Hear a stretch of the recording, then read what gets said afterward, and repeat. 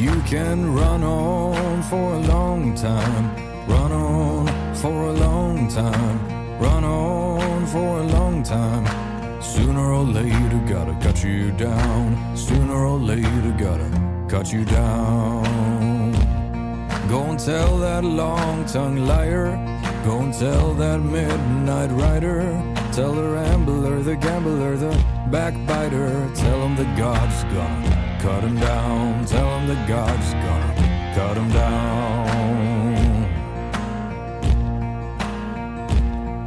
Well, my goodness gracious, let me tell you the news. My head's been wet with the midnight dew.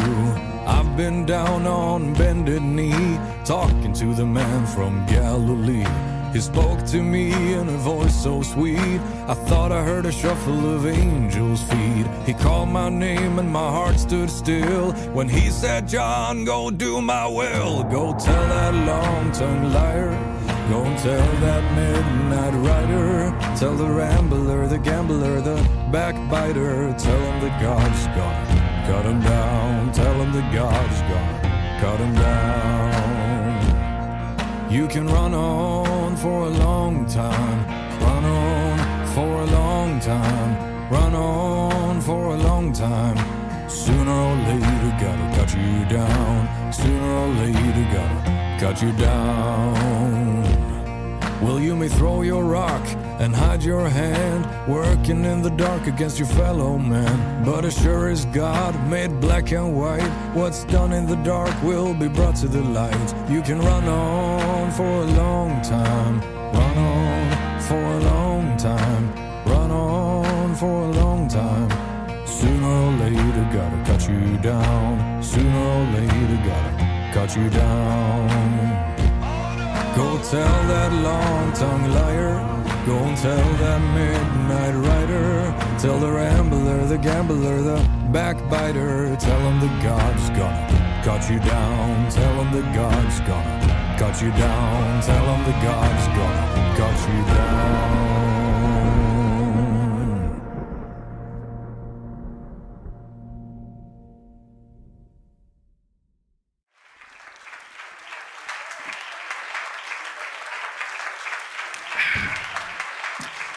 Welcome back to the channel, Grand Colombia, and welcome to another Coffee Time Live here in Armenia, Colombia. This is Dan, I'm Lauren, and I'm going to do a topic today, and then Dan's going to do a topic today, and we'll see how that goes. Right now, it's 73 degrees, been pretty cool, which is kind of nice. Nice day. It's supposed to have a high of 76 and a low of 64. In the Colombian peso, it just keeps bouncing to 44 to 43 something, 30, 40 pesos apart, which is a penny or two. Let's see. First of all, feeling good. Thank you for the inquiries, but feeling good, doing well, recovering pretty well.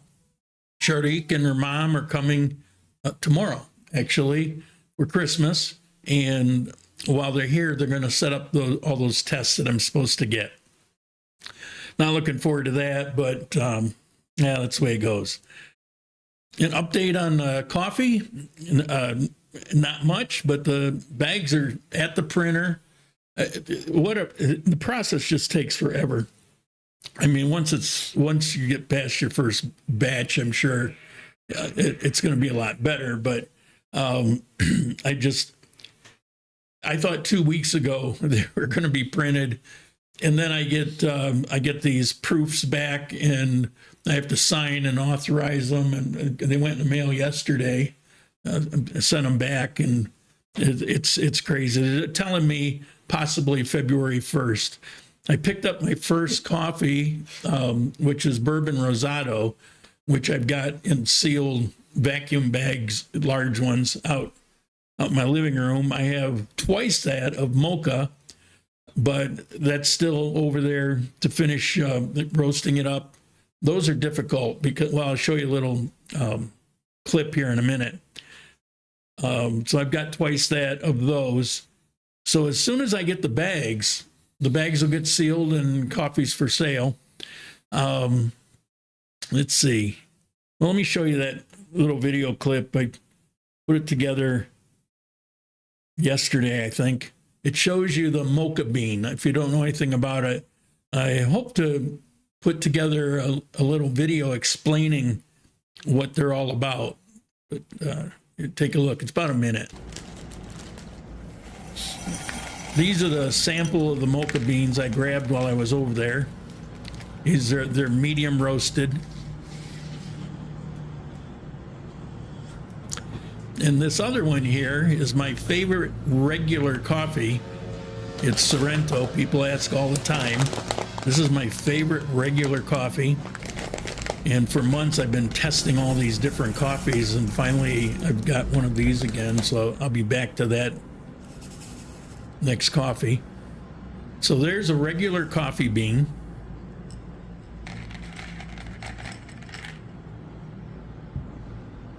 Yeah, I'm moving in slow motion here, aren't I?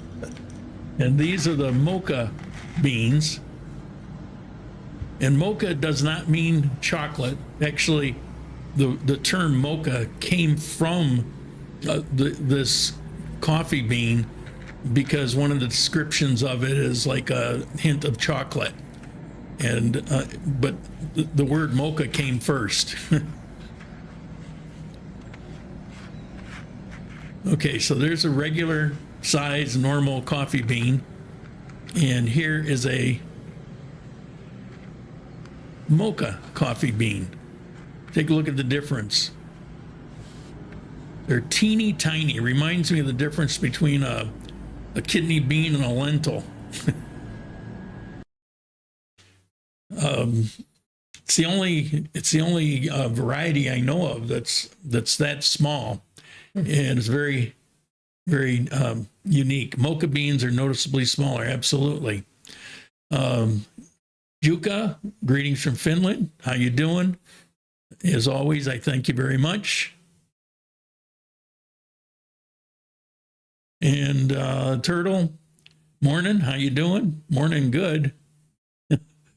Wendy, B. Nick, how you doing? Owen, over on YouTube, Ben Lake, good morning, neighbor. How you doing? One of these days, I just quit even bothering to look at YouTube. It's very annoying, and it adds a lot of pointless work. Okay, so today I've got a few news topics, and then I'll get into my topic.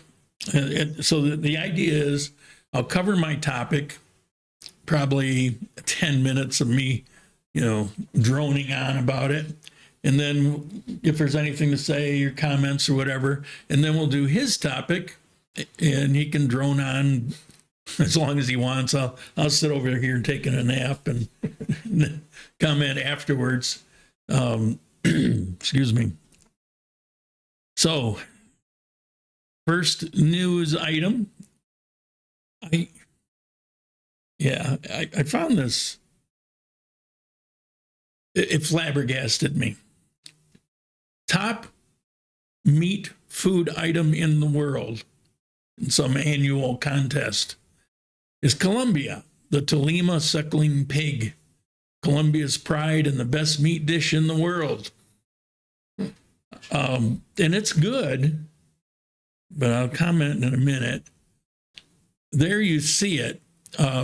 What they do is they'll take a roast pig, like on a spit, and they'll take all the meat out of it, and they'll chop it up, and they put it all together, and then they mix it up with massive amounts of rice and cumin and a few other things, and then they put it back together. You can see here it's all sewn back together.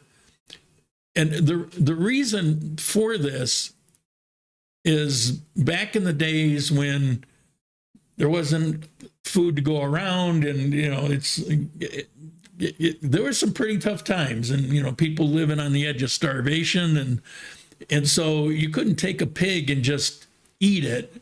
So you would like meatloaf, you would put in all these, well, rice and whatever, to stretch it as far as it could go, and then you could feed much larger groups of people with it. So it came about because of that. It is very tasty, but I mean, to me, that's a pig roast. And you just take old big steaming chunks of succulent meat, and it's delicious. But number one meat dish is right there. Okay, another news item. Couldn't find out where this guy's from, but in Montenegro, it's a couple miles away from Armenia. Foreign citizen arrested for drug trafficking. And if you look at Bazuco, that's a cocaine derivative mixture of God knows what they put in it so that they can sell it dirt cheap, and you can get sick on it. I guess it's very addictive. Different area.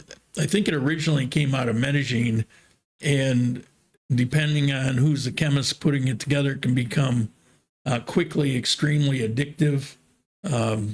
It's pretty insidious drug.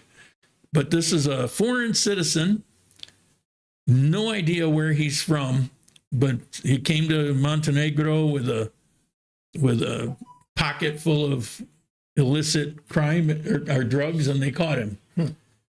And I love seeing that they keep catching all this. It doesn't just like slip by. And speaking of, I had to go through Montenegro, leaving Armenia, and before I got there, I got caught up in a road check. And I swear, with this big beast I've got, I can't go to a road check without getting pulled over. And this one was interesting. It was the Transito, which are the traffic cops. They were standing around, but it was the actual national police. They were doing searches. And so he checked all my papers and stuff. He barely looked at it. It didn't seem like he was concerned about my insurance or registration. It was just in his hand. But he had me open the rear hatch, and I've got a big tote basket that I carry some tools and a tire inflator. And you have to, by law, have a traffic kit that's got emergency stuff in it, and it's got traffic cones and things like. It's a law to have that, a fire extinguisher. So I'm trying to show him that, and he didn't even want me to open. He didn't care. He just was looking in this tote thing. And then there was this heavy box, and at first I didn't know why. It's like he got excited about it. And I go, what? And it was a cheap from Home Center, this fold-out toolkit. But then I realized it actually looks like a locking gun case. It's the same size as a pistol. If you've seen those gun case, it looks very much like that. And I go, oh, that's why I got so excited. Then he had me looking in the spare tire. He was very nice. He was friendly. He was cordial through the whole thing. It was a Merry Christmas when it was all done. And so it was actually a pleasant experience. But that's how they catch scumbags like that. They do these road checks, and they'll stop a bus and they'll go on. And I've never, not to say they're not there. Well, I'll say this. When I lived in the South in the United States, every time I would run into a cop, they were full of themselves. Doesn't mean, like they were always bad, but they were always full of themselves. There was a lot of self-importance I noticed in the South. Where I'm from in upstate New York, they were more, we're a public servant kind of attitude. And down in the South, it's like, what y'all doing here, boy? That kind of thing. And here, they're more like upstate New York. They're very, I always run into very polite, smiling, friendly people as they're, searching your car, doing whatever it is they have to do. And I appreciate that. Okay, so that was my big adventure.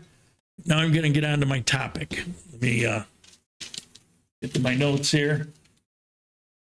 My topic today is expat social life. It's something that's rarely talked about to any extent.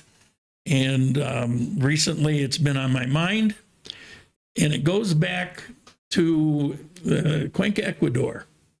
And involves my friend Turtle, as a matter of fact. So the thing is, I announce all the time, I'm kind of antisocial. I like to keep to myself. But I also realize that a certain amount of social interaction, it kind of keeps you grounded, keeps your feet on the ground, keeps you sane. It's not healthy to be a hermit. So I intentionally will find moments here or there to socialize. When I went to Cuenca, Ecuador, one of the things I did early on is there's a very active, more than one, but several expat groups in Cuenca, Ecuador. And so I decided to go check it out, see what's going on. They would meet in these nice places, good restaurants, things like that. So I would go check it out. I only went to 2 or 3 of them. It was high school. They'd been there for a while. It was very cliquish, and everybody, I left because you could see people being judged. You could see a couple people would kind of peel off and talk shit about other people, and you would see the same things, certain passive aggressive comments in Facebook. It was like, oh, I don't need that. So after a couple times, I just quit going to them. And I remember Turtle lived in Costa Rica for a number of years, and then he came to Cuenca, Ecuador. And I think he was in Cuenca maybe 5 years.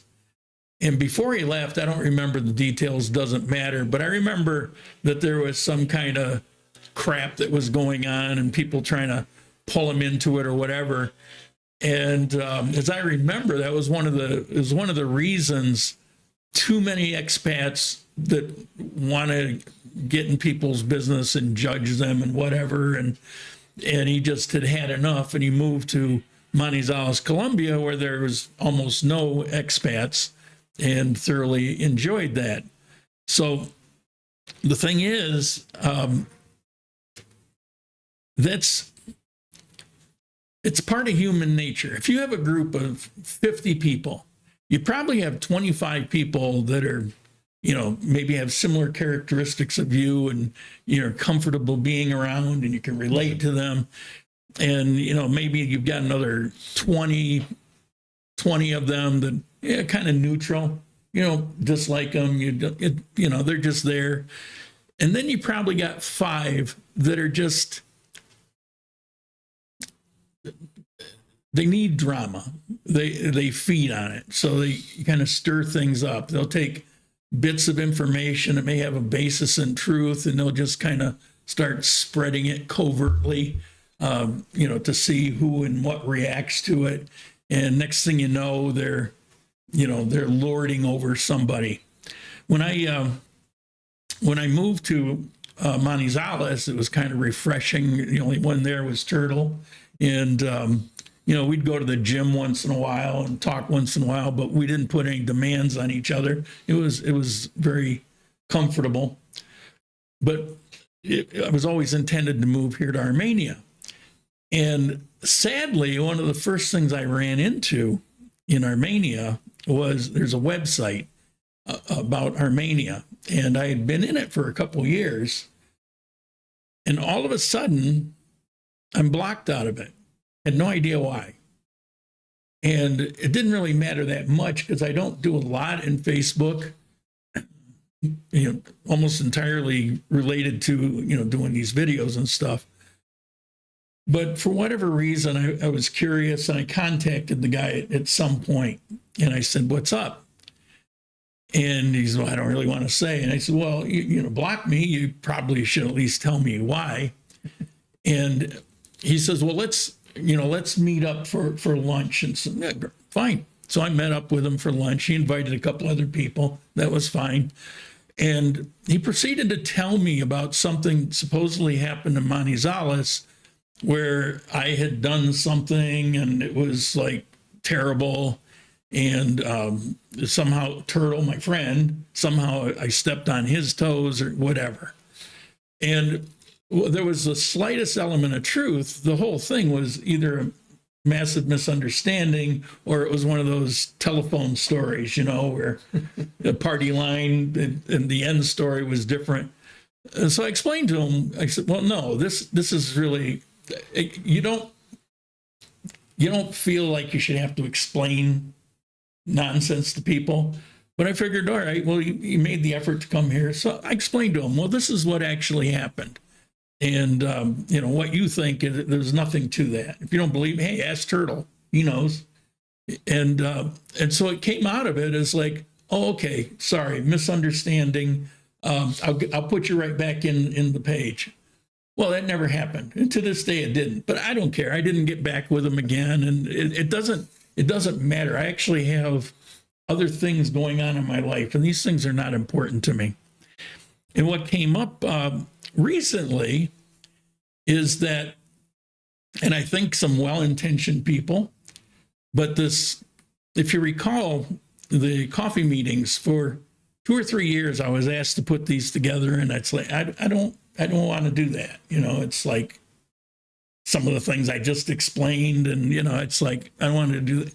It'll give me an obligation I just don't want. I have other commitments. But I was talked into it, and so I do it. Well, the person that talked me into it stopped attending after about the third time. See, so I kept it going for a while, but half-heartedly. I mean, I didn't want to do it.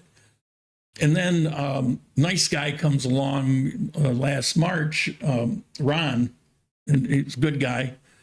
And he said, oh, I'll do it. And he's done a great job with it. And if you haven't seen it, I just did a video a week or so ago interviewing some people about these coffee meetings, and I think they're good.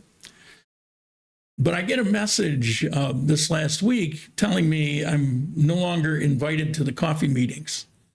Basically, I'm banned from the coffee meetings. And it's like, really? Now, here's the truth of it. What a relief. It was kind of, because the only reason I had been attending, and I actually even mentioned this in the video, the only reason I was attending was I appreciated that Ron had taken this over, and I was there to support him and, the idea of it. I like the idea in general. But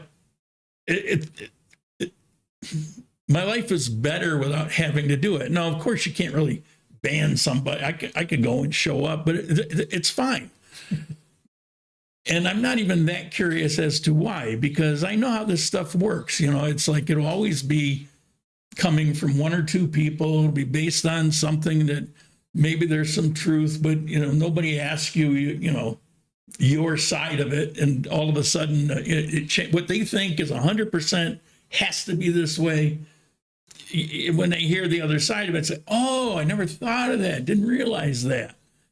And I think that's the case here, but I don't care. It just doesn't matter, because in high school, you have this throughout your life. I've been in businesses where those things would happen. You would have these, they call it politics, and where you get somebody that didn't like somebody else, and they're trying to get other people to go along with certain things. It's like the cancel culture. It's part of human nature. And I'm not a fan of that kind of drama. And so initially I was curious as to, well, at least why, what's the latest rumor, but I said, it doesn't matter. To hell with it. So here's the thing. I think you need a social life. I have one. It's primarily with local people, but it's on, I have it set up kind of on my terms where, I see people when I feel the need to do that. And when I don't, I don't. And with the coffee business, I'm kind of it's almost like back in work life where I'm obligated to do certain things anyway. And so I get my share. And I have some close friends that I'll see once in a while. And as far as the coffee meeting goes, there's a couple people that I would actually enjoy seeing when I would go there. We can still see each other whenever we want. So, there's nothing lost. I just don't feel obligated anymore to support it. I'm not against it. I'm not the least bit upset with anybody because I know how these things go. And I honestly think that whatever they think about whatever went on, I think, I don't think there was bad intention. On the other hand, they should kind of look at themselves and say, who are we to be judging other adults? Yeah. It's like, what's that about? It's like, why is your judgment important enough to put something on somebody else? What happened to live and let live? But, that's fine. Like I say, it's human nature. You see that. So when you're looking to establish a social life, if you're not well aware of these sorts of things, be aware of it and don't let it suck you in.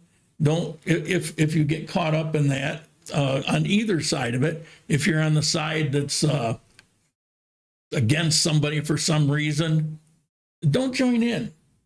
And if you're on the side where you get hammered on, don't worry about it. It's not the end of the world. If you've got a group of people that don't want you around, and you'll find a group of people that do, so I think it's important to recognize that human nature is going to be what it is, no matter where you are, whether it's in high school, whether it's in the workplace, or whether it's an expat community.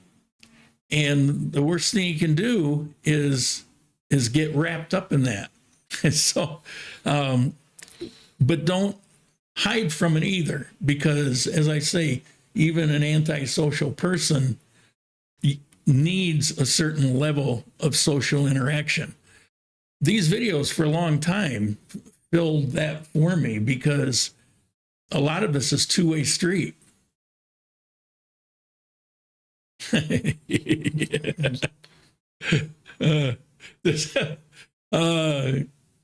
is this? Saved 750 Norton. The word out on the street is you're banned for advocating light roast.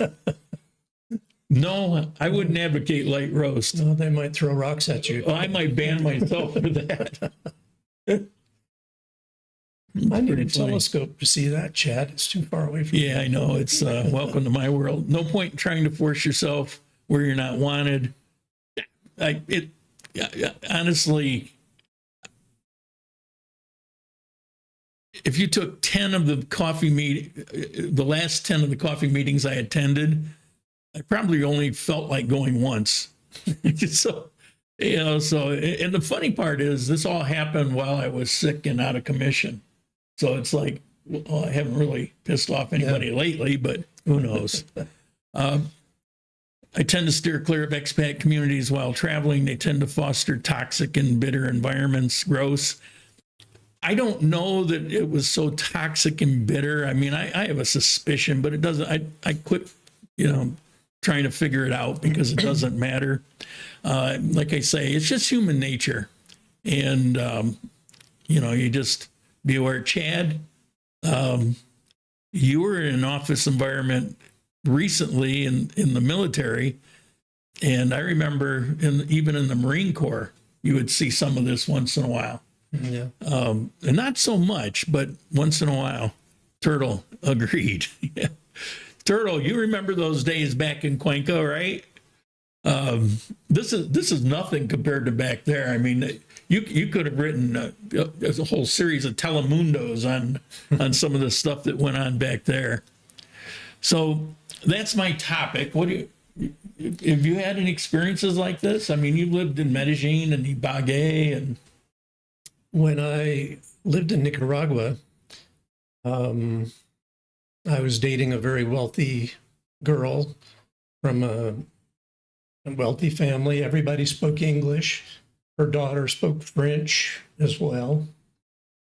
And what I learned was when I'm surrounded by English speakers, I don't learn any Spanish. So when I moved to Colombia, I avoided expat areas and tourist areas. And I'm trying to think. I mean, the only expats I know in Medellin is a Canadian that I shared a house with. I just never got involved in expat social life. It is true when you don't ever speak English that sometimes you forget words. So that's useful, but it's more useful in Colombia to be able to learn Spanish. I mean, throughout Latin America, that's going to be the case. And for example, my wife and daughter don't speak any English, so I would be in trouble if I hadn't learned some Spanish. Yeah. I still use a translator occasionally to make sure that we are understanding each other, because it could be a bad situation otherwise. But I have known other expats who get involved in expat groups and after a while discover that they're part of a criminal ring. So I think you have to treat it with care. Yeah, nothing's as toxic as some of the Facebook groups. Yeah. Those are terrible. But in person, the meetings, it's way more subtle.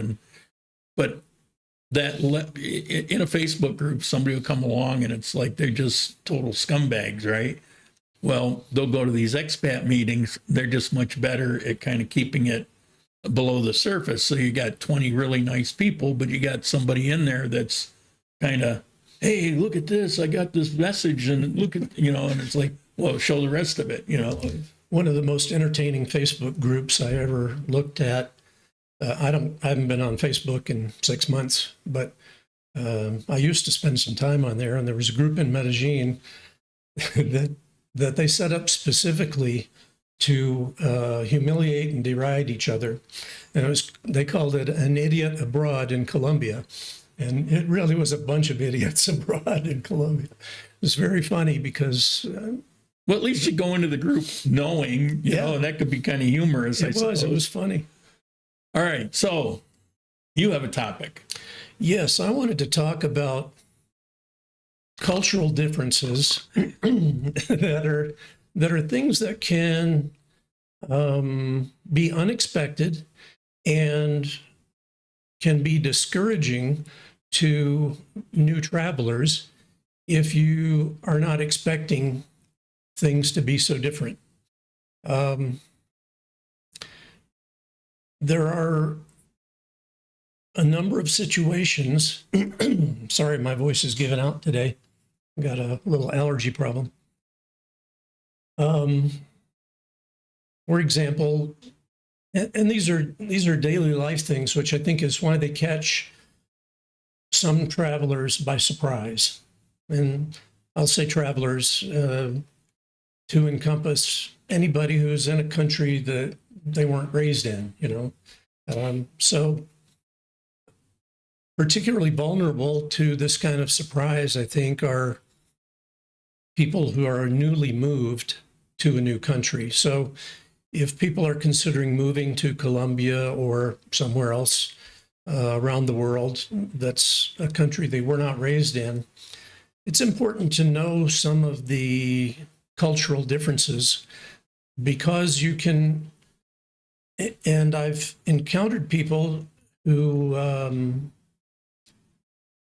engaged in doing this. A lot of times in stores, when you're checking out, for instance, they will say, those people need to do such and such. They need to do things differently. And they're so screwed up. Why don't they do this? Yeah. You have to recognize that they do things their way, and you're not going to change the entire country. it depends on where you're from, what your attitude will be about certain issues you encounter. One that's almost universal is frustration with government bureaucracy. And I wanted to address something. There was a question last week. I went and did more research about the insurance package that I used to get my visa approved. And that company doesn't even offer the same type of policy anymore. So I would, you can refer people to Luz. She gets visas approved day in and day out. So she knows what they will accept and what they won't. And that would be the best information. Well, she put me onto that assist card one. Turtle came up with something that looks almost too good to be true. It's Colombian insurance. It's not travel insurance, it's actual insurance, where it looks like they recognized what was going on, where they're kind of squeezing retirees out, and they've stepped up and created a policy, and it's for two people, so man and wife, and it's under 100,000 a month, and it's got great looking coverage and no age restriction. I'm looking into that. I actually have to get it off to Luz this holidays and stuff. So I probably won't hear back until, maybe next week or something, but to see if she knows about it, if that would fit the requirement. But it may be something that's good even beyond the visa. If it's as good as it appears to be, then it might even make sense to, drop the EPS and just switch to that, because my EPS is 162,000 and I think it's like 80,000 or something. But I have to. It'd be good to know about, but Luz will be the person who knows what they'll accept and what they won't. So I did want to bring that up, but the visa process is an example that you'll find yourself dealing with government bureaucracy that can be fairly frustrating. It's also perspective. You have people that lived in the U.S. their entire life, or Canada. They'll come here to Colombia. They'll run into some obstacles with their visa, and instead of taking a few weeks, it might take 2 months. And they're all outraged and this, that. When I was in Ecuador, I arrived in Ecuador with everything that I needed. I had checked and double checked. I had everything, all the apostilles, the legalizations, everything. It took me 6 months and an extra $2,000 before I ended up with my visa. So if you think Colombia is bad, try some other countries. It's like, and when I came to Colombia and I had to go through the process here, I was amazed after what I'd just gone through. It's like, this is like paradise. And then I'd see people talking about how terrible it is. Yeah. And then you find out it's the first time they've ever gone through it anywhere. Well, it's like things are relative, but you're right. You have to stop making judgments about things and just kind of let things play out. You don't want to be a fool. You don't want to be taken advantage of, but give it a little room to breathe, because maybe you're just dealing with the norm. Yeah. And as a matter of perspective, I thought a lot of times that I had difficulties understanding how things are done because that I wasn't as fluent in Spanish as I ought to be. But my wife was not raised in Colombia and speaks only Spanish. And she doesn't have a clue how anything works with the government here either. So it's not always a fluency issue. It's a bureaucracy issue. And you're not going to change them. In fact, it's probably not consistent from one country to another within Latin America because it hasn't been for the last 500 years. Yeah. And it's hard for some of us, particularly I think from North America, where individualism and constantly looking for ways to improve procedures is kind of a cultural norm, but it's not in most of the world. And so many things are done here the way they've always been done. And that's the only reason they're done that way, is because that's the way they've always been done. And the worst thing you can do, particularly in Hispanic culture or Latino culture, is get upset. Yeah.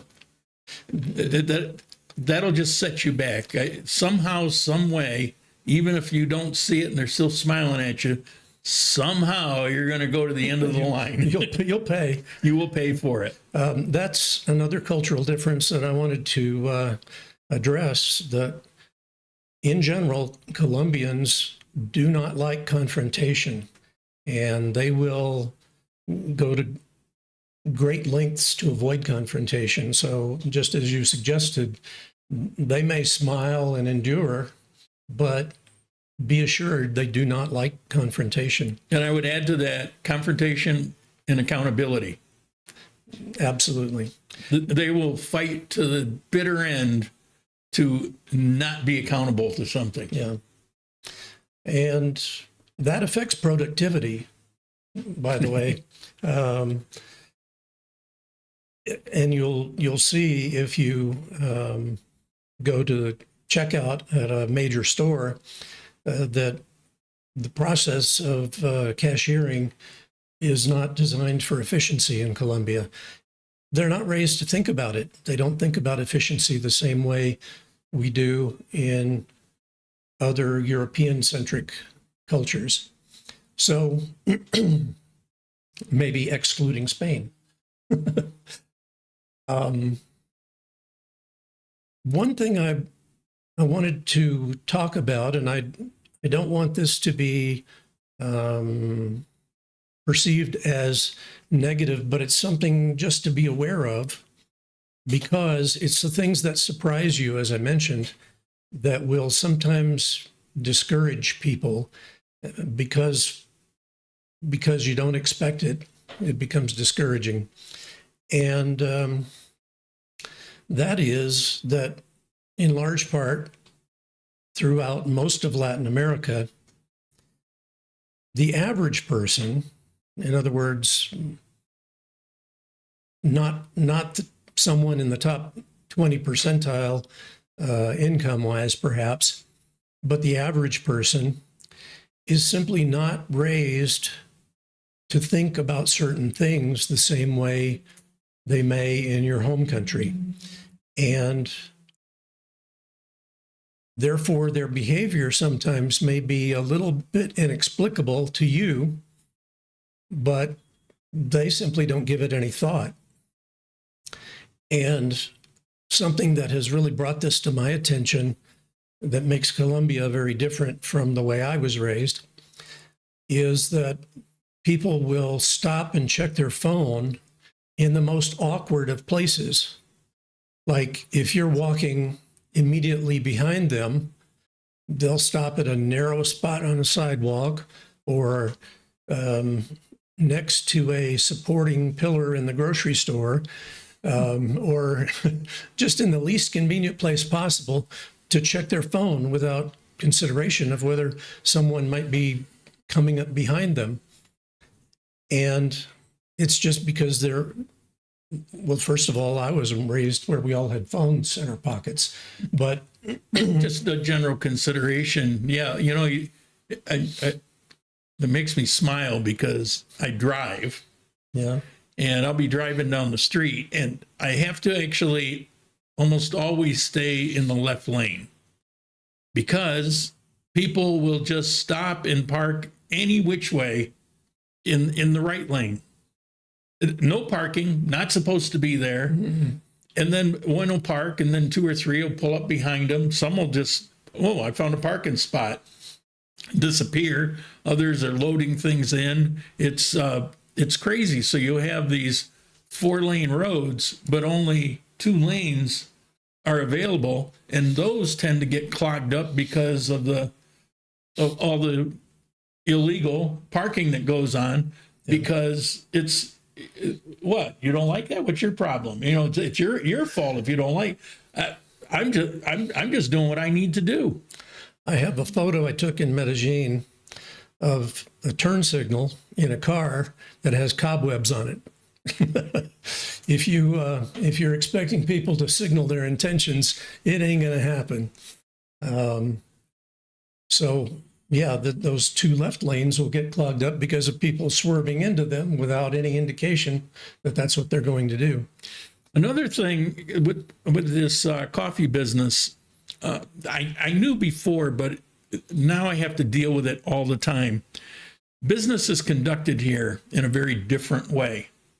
And you have to operate a certain way, or in one way or another, it will hurt you. You've got to learn the Colombian business way. And fortunately, I knew a lot of it before, so I was able to adjust pretty quickly. But once in a while, I forget when I was getting the bags. There was probably a week delay because of something I didn't realize that normally wouldn't be there. I had to contend with it. As a couple examples are, whatever conversation goes on means absolutely nothing. The only thing that matters in this world is what's on paper. Mm-hmm. And so if you have a contract, you put something on paper and you say, oh, what about such and such? And you're both agreed to it. If you don't go back and redo that, it won't happen. It won't exist. Paying up front is a real issue. Now, depending on what it is, there might be a 50% or a 20%, or there might be some money put down. But paying up front an entire amount is just, don't do it. It's crazy. Yeah. Now, when I got the bags, I said, well, I've never done business with you before for the printing. And so I will give you 50% down and I'll pay you 50% on delivery. And at first they said, we don't know what you mean. Well, of course you know what I mean. And they said, oh yeah, okay, we'll send a form to you. So they send me a form, and it's a credit form. So I filled it out and I PDF'd it, scanned it, and I sent it back. And I said, but I'm not asking for credit. I'm going to pay on receipt. So there's no credit involved. Yeah, well, we have to do it this way because they're a big company and they know that everything has to be. And see, that shouldn't matter, but everything has to be. So that if they deliver it and I decide not to accept it, that would be their only recourse. They couldn't go to small claims and say, whatever and recover. They have to do things that way. So you have to make adjustments and be willing to roll with these things. So doing business here is a lot like in boxing. Protect yourself at all times. Yeah, definitely. It's called Viva Joe. Yeah, he would know. So is there anything else about cultural surprises that you think we ought to mention? I don't know. I haven't given that a lot of thought. My mind is on business because I've been dealing with it so much lately. I've had to go, so I can think of lots of examples with that. But in general, I don't know. I've probably been here for too long. Well, I was thinking about that. I haven't really been in touch with other cultures very much in the past 7 years. So I don't, the world may have changed where I was raised also. Yeah, I'm going on 10 years out of the U.S. Turtle, I think he's been out of the U.S. for maybe getting close to 20 years.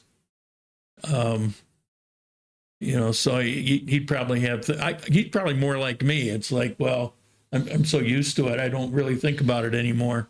But it's a good point because I was fortunate in that when I decided to live somewhere else, I'd already lived in other countries for a period of time, and I'd traveled at both ends of the world. I had a fair amount of experience with it. And so for me, the adjustment came pretty good. Although I was getting pretty damn frustrated in Ecuador over that visa, because there was like they would say, okay, we need XYZ document. Why? It's not in anything, nothing legal, says that you have to, but that's what we need now. Okay.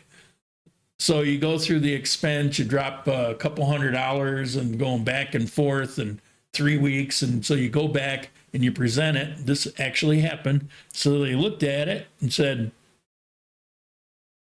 why'd you bring this? It said, because your office said I had to have it. Well, I don't need that, but I do need ... Yeah. 6 months that went on. They kept sending me for things they didn't. I go into one office and they wanted me to go get digital photos. And I'm looking at the computer screen where they had a series of my digital photos I had already done, and they were right there. I said, well, just print them off. They don't like that. As a matter of fact, in that office, there's a big sign up that says it's illegal to get upset with them and you can be arrested.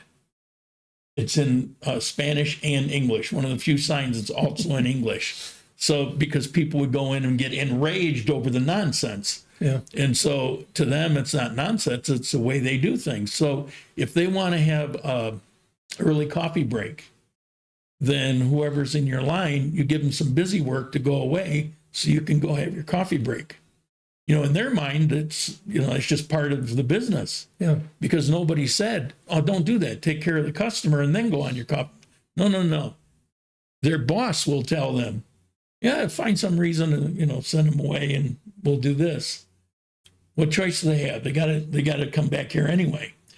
and that was pretty frustrating. I could go on and on. There's so many instances of it in Ecuador. And when I came here, it was such a relief because it took me no time at all to get it all done. The last time that I picked up my cedula, after I renewed my visa, I went into the office and there were 2 people already in there. And when I went in, the man behind the counter asked me what I was there for, and I said, to pick up my cedula. Now,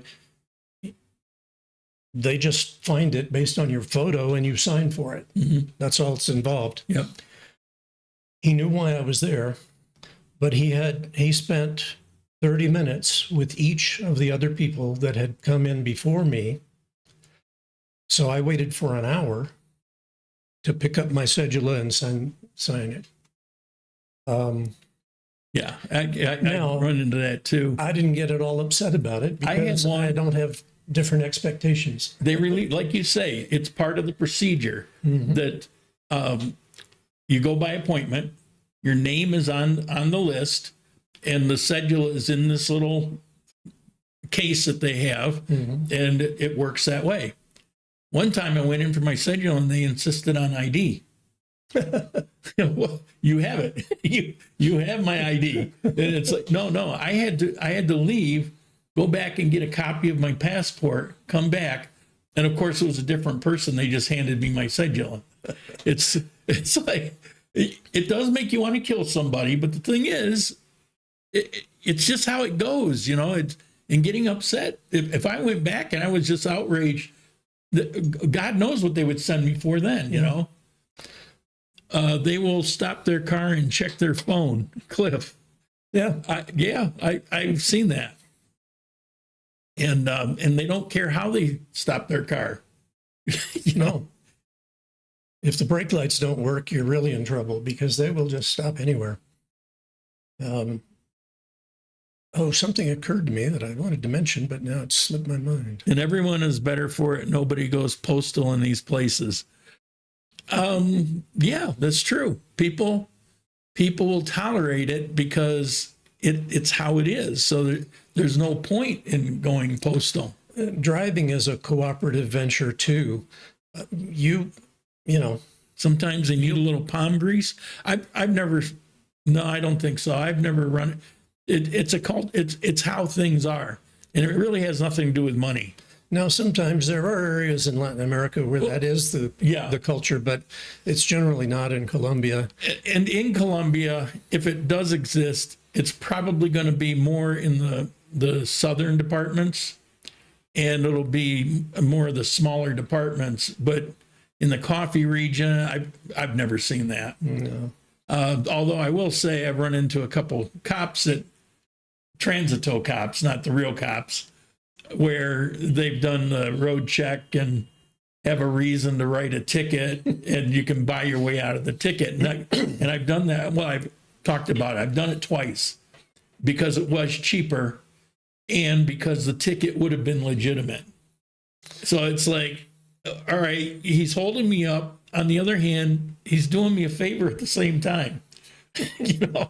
So, but when I was without my passport and I was down in the south part of the country, it's a lot more rampant down there. And they basically extorted me. Well, I have a funny story that wasn't funny at the time. When my daughter was, she just turned 9 here in December, but she was still 4 years old at the time. We took a bus from Ibagué to Medellin, and we were stopped twice, and I was taken off the bus and interrogated because of child trafficking issues. So I've never traveled with my daughter since. Yeah, they look, it's a serious problem. And, it's a good thing that they're, I appreciate the national police. I appreciate because of everything I've ever seen in any interactions I've ever had. And I've had a lot.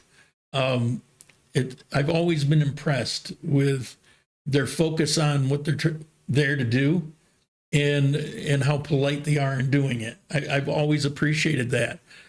Transito cops, I don't know. To me, they're nowhere near the level. National police are legitimate police that go through serious training, and it's very similar to military training.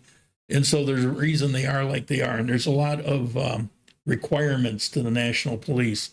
Where a transito cop, my understanding is you can be 18, 19 years old without any real education and become a transito cop. And I wouldn't be the least bit surprised.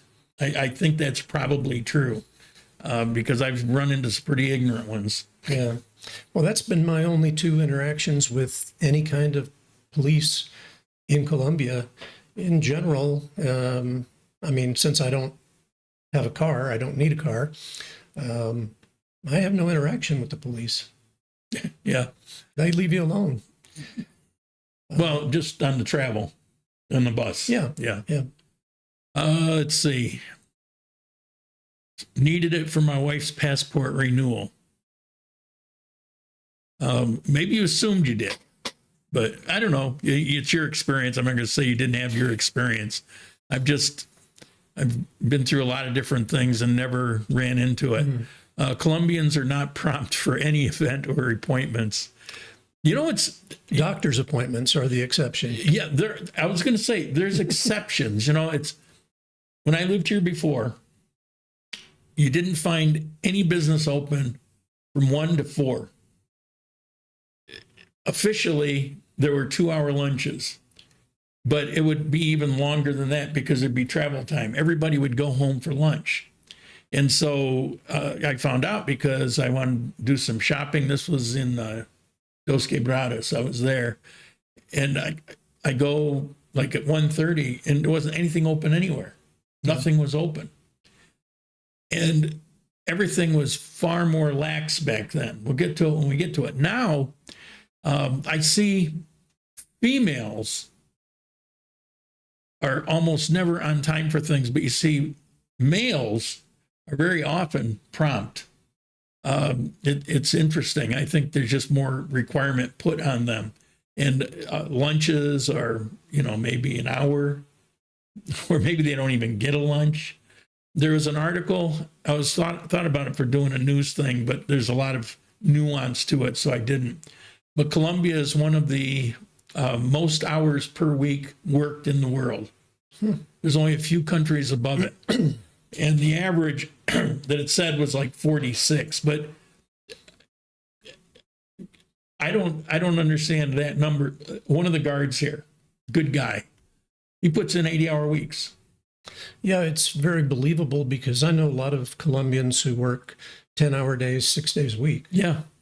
Yeah, that's the norm. That's kind of a normal work week. I see that as the norm. If you have a full-time job, that's like the point of entry. Yeah. And then the guard down here, so I was kidding him because I said, well, if you move to the United States, you're going to get time and a half for that, and with Christmas, you'll get double time, He's like, he's laughing and crying at the same time, because he gets paid. Of course, his rent will go from $200 a month to $2,000. So, but he doesn't have that, Right. And there's some businesses where they'll have you work and they just won't pay you for the extra hours. So they have a ways to go here. It's like China. Well, we have no Uyghurs here, but all right. We've run our course. If you guys have any comments to make, go ahead and make them. You got a wrap up to it? No, I just wanted to mention some of the things that you might get judgmental about and become surprised about, because you shouldn't get discouraged by those things.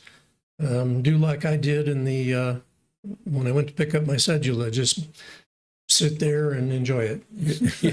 Yeah, just have patience. If you're retired, what else do you have to do anyway? Well, I was going to mention why they're on time for medical appointments, because most people in Colombia participate in the EPS healthcare system, and they make appointments like at 5-minute intervals, I believe.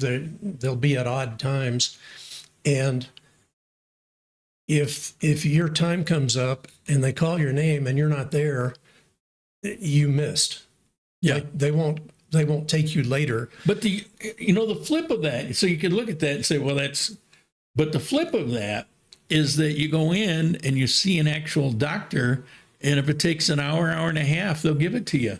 Yeah. It's once you're in, the service is unbelievable. But you're right. They're sticklers about the appointment itself. Yeah. It's crazy how, but you see, culturally, if you're a Colombian, you know what matters and what's not important. Exactly. And so you live that way. And so you have to learn the code. Right. Oh, and I'll teach you a code word, by the way. When you have an appointment with someone and you've waited and now you wonder where they are, when you text them and then they respond, "I am arriving," that's how it translates. That means they'll leave home in about 5 minutes. Or maybe they're getting ready to take the shower. If everything works out, they'll be leaving shortly. It doesn't mean they're arriving anywhere. Yeah, even when they say, "Well, I'm actually here," maybe it means they're in the taxi. Yeah. Yeah. See, yeah, you can't go by any of that. It could. Time things are pretty frustrating. Ahorita. Yeah. They're only frustrating if you don't expect it. That was the point. And by the way, the best interpretation I can give for mañana does not mean tomorrow. It simply means not today. Lauren, do you still offer the traveler's cheat sheet for visitors? I never had one. Not sure what that is. True, sir. Doctors are prompt. They're prompt, and I've for various reasons, I've had to see a lot of doctors. My personal doctor is still my favorite, and I'll still pay her whenever I can. But with emergencies and stuff, you do what you have to do. But yeah. I've never had a bad experience with a doctor. I've always had nothing but good experiences, and patience for my language. You know, I can talk to them, but it's, you know, not the best. I don't choose the right word. Context is everything. And so sometimes it takes me a few times to get across the point I'm actually trying to make, because there's nuances that I don't have. And they've always been very patient. I've run into a couple that spoke English or some English, you know, which is, you know, it's kind of nice, but I wouldn't hinge my medical service on being able to speak my personal doctor. When I met her, she didn't speak any English at all. She's been practicing the last few years, and now she surprised me when she came here this last time after I got out of the emergency, and she came to follow up with some IVs over the which all bruised. I noticed in that coffee video you could see all the bruises and stuff on my hand from different IV locations, but she was just chatting away and halfway decent English. It just shocked. She came with both of her daughters, and her youngest daughter speaks English without an accent.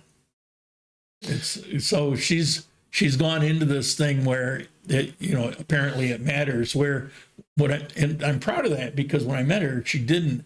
And after that was back when I met her, was when she saved me. We were talking about in my bad Spanish about the importance of English, and she's become the doctor to the expats, you know, because of the experiences I've had.